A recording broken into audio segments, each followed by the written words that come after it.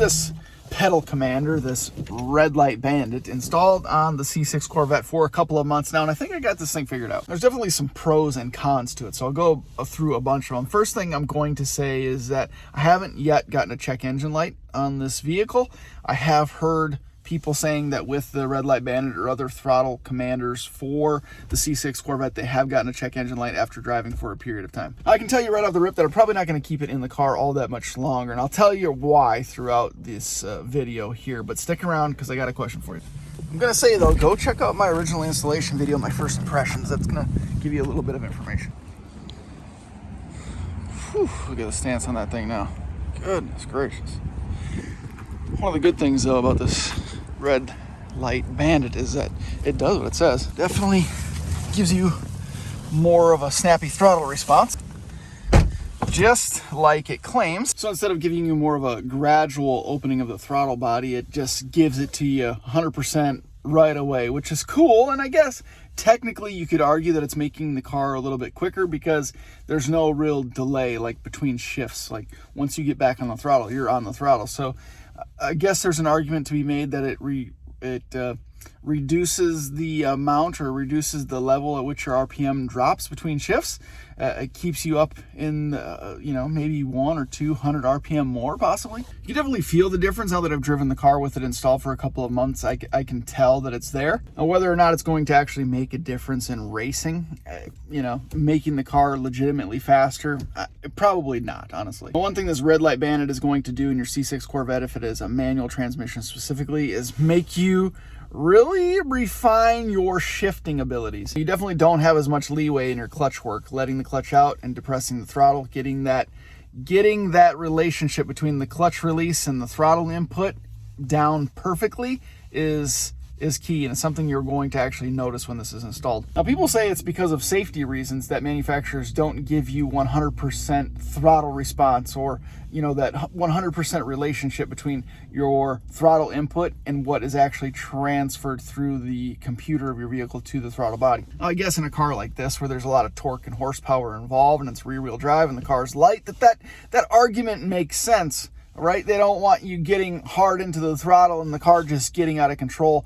But it's not safety. It's not safety.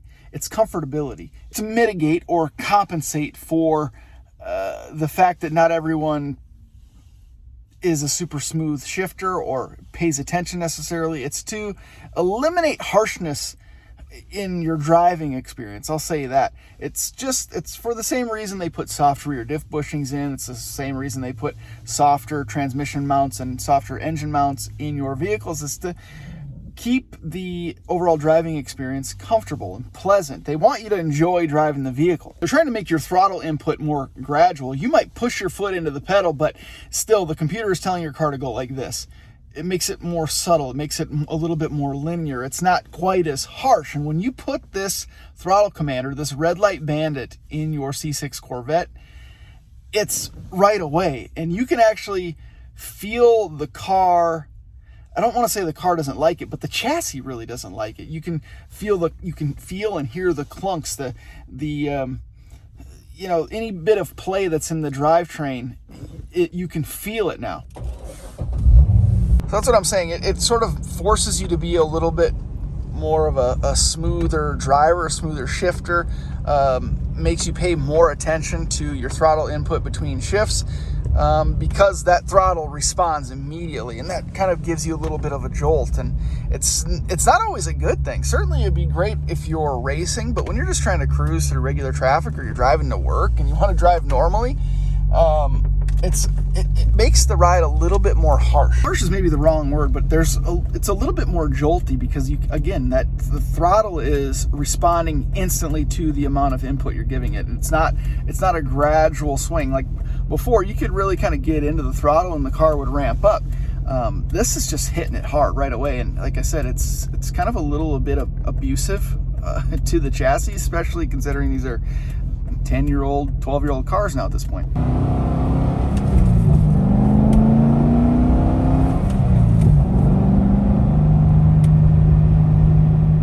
One thing I noticed and actually really liked about this car right off the bat was that I couldn't believe how smooth it drove. It still shifts really nice, but it was so comfortable and and smooth. It's really the only way I could describe it. Just accelerated nicely down the road, and again, those shift transitions were nice and crisp and clean and smooth and linear, and it just felt good. And I was like, wow, you know, a car that's 12 going on 13 years old just really feels nice. I really just didn't put two and two together. After I installed the throttle commander, I didn't really think about it. I only drove it a little bit, and then I'd get in the car and I felt like, man, is this car falling apart now that I've started to drive it a little bit more? It seems a little bit clunky. It's a little bit weird. It's kind of touchy. And then I started to really kind of analyze what was happening with the car, and it's due to the installation of this Red Light Bandit.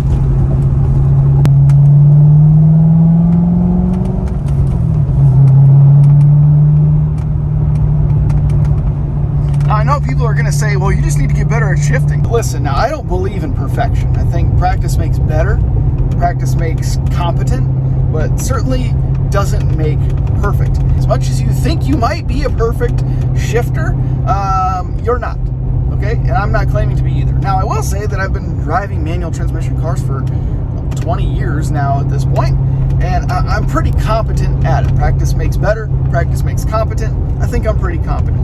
Even if you time the shifts, this is what I'm saying, even if you really focus and you concentrate on it and you time the shift perfect, you get it down, you get the feeling of this car down, and how it responds to this Red Light Bandit throttle commander.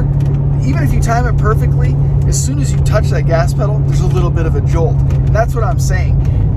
The factory programming of the computer, the factory tune, is meant to make that throttle input more gradual in order to prevent the ride from being more harsh. Again, I come back to that phrase or the word harsh and harshness because that's what it is.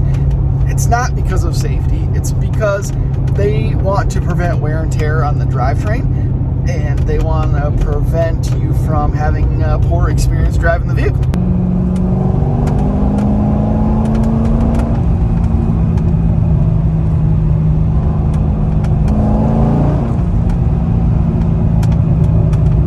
It's really apparent on downshift too. I mean, you can do a nice rev match, get it into gear, and then get on the throttle, and it just kind of jolts. It doesn't make the car feel better. It doesn't make the car feel better at all. Again, I can appreciate and I like the snappier throttle response when you're in an aggressive driving scenario, but just normal driving every day, it's not fun. It's not cool. So I guess I'm going to say that's my final word on the Red Light Bandit throttle commander, is that it's not all that great for just everyday driving situations. It's not all that enjoyable. It kind of actually takes the pleasure out of driving a nice kind of refined sports car. Just kind of makes it rough. It makes it feel like the car is not enjoying itself, if that makes any sense. It's like sacrificing the refined feeling of a C6 Corvette for a little bit of throttle response. It doesn't actually even benefit you, and it just kind of beats up the car a little bit. So I guess that leads me kind of to the final point that I was going to make with this thing, and that is that I am not going to keep this Red Light Bandit on the C6 for much longer. I've had my fun with it. I've got to test it thoroughly, and I think it's time to move on. But with that being said, I might give it away.